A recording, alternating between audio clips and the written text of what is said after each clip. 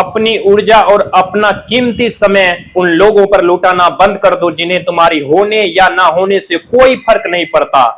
जिस दिन तुम अकेलेपन को अपनी ताकत बना लोगे, उस दिन यह संसार तुम्हें हराना छोड़ देगा। तुम अपना सारा समय, अपनी सारी भावनाएं और अपनी सारी प्राथमिकताएं उन लोगों को सौंप देते हो जो तुम्हें असल में तुम्हारी कद्र ही नहीं करते। तुम उनके लिए दौड़ते हो, तुम उनकी एक पुकार पर अपना सब कुछ छोड़कर खड़े हो जाते हो, और बदले में तुम्हें क्या मिलता है?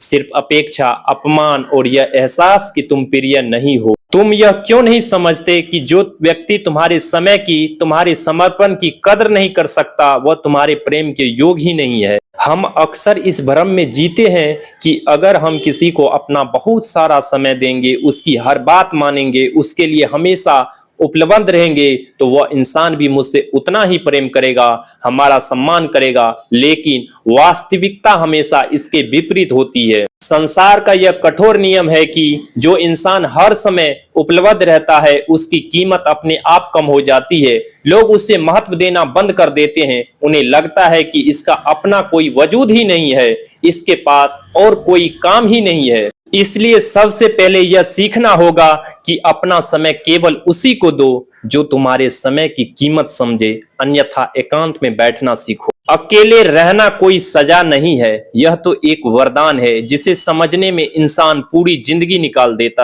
तुम अकेले से घबराते हो क्योंकि तुमने खुद से कभी मुलाकात ही नहीं की। इंसान भीड़ में क्यों भागता है? वह हर समय किसी न किसी से बात क्यों करना चाहता है? क्योंकि जब वो अकेला होता है, उसके भीतर का शोर सुनाई देने लगता है। उसे अपनी कमियां, अपना दुख और अपनी वास्तविकता का सामना करना पड़ता है। इस वास्तविकता से भागने के लिए वह दोस्तों, लोगों और व्यर्थ की बातचीत का सहारा लेता है। लेकिन दूसरों के सहारे कितनी दूर तक चल पाओगे?